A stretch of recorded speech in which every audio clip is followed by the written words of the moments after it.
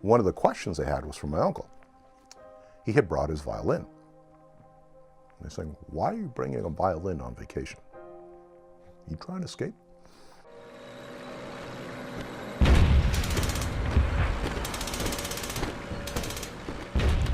I'm Bob Nemec. I'm 55, live in Whitby, work in a company that's in the Toronto area that I do computer programming for, lead a computer development team. Have two boys, 19 and 20, off at university. Been married for coming on 30 years.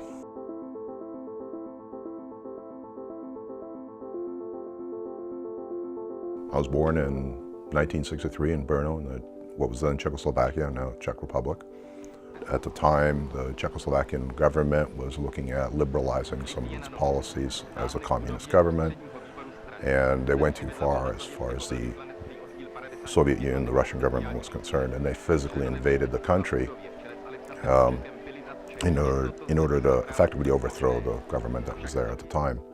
What I remember of it as a child were some of the military events that occurred. They kind of stick with you, even though I was only, just turned 5 at the time. There's a couple that stand out in my mind.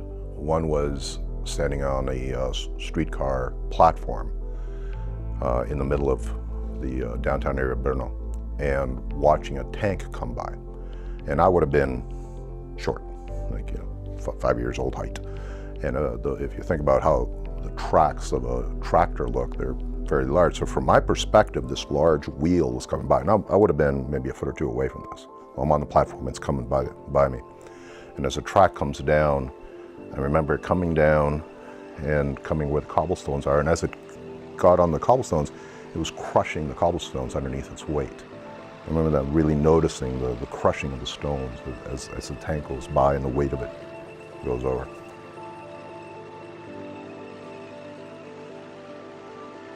My mom and I were on a streetcar, and we were sitting in one seat, got up, sat in another seat. There's like 4 or 5 people on it.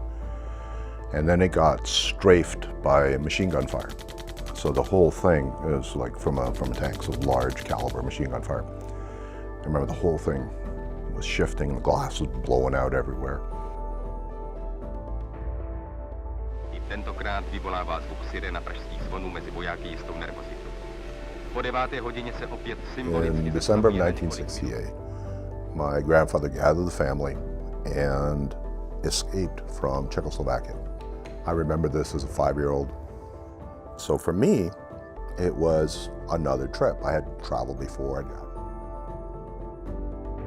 They were really careful not to tell the children. So that was my cousin and myself. My cousin would have been 2 years older, so she would have been 7.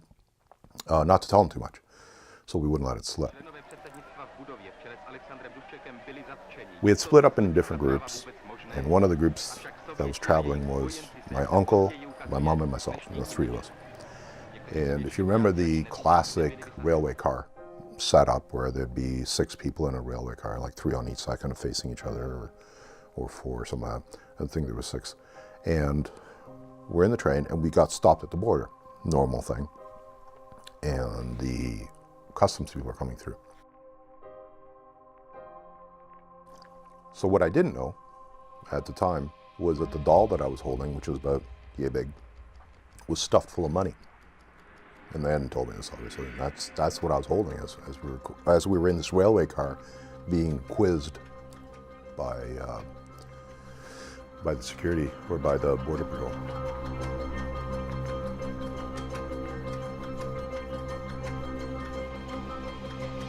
One of the questions they had was from my uncle. He had brought his violin. They're saying, why are you bringing a violin on vacation? You trying to escape? And my mom perked up and concocted the story of saying, no, we're going to go visit his sick aunt in Vienna. She asked if he could bring the violin to play for her. He's going to come back earlier and bring my son, that she's going to stay back because she was a nurse to help take care of her. And that was the whole story. Evidently it was good enough to let us go. As that was happening, my grandfather at the time had gone through a challenging time in his life. Like he had been sent to Siberia for a couple of years by the Soviet Union, fought in the war and so on. So he had a very strong motivation to get his family out of there, looking at this as a bad turn of events historically. He gathered up pretty much everybody. There was 10 people in total, so it's my grandfather, my grandmother, their 6 kids, 2 grandkids, and a son-in-law, and effectively escaped the country. At our wedding, I had a chance to stand up and kind of thank everybody and say, well, nice wedding, isn't this great? Thank the in-laws and all that kind of stuff.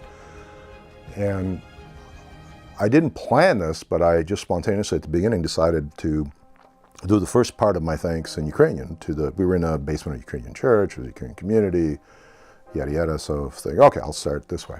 And again, I hadn't planned this, but as I was saying it, I looked at my grandfather and I said, thank you for bringing us to Canada, because look at the life I have now. Look at the wife I got, look at the life I got, look at the wedding I got, look at my circumstances. Thank you.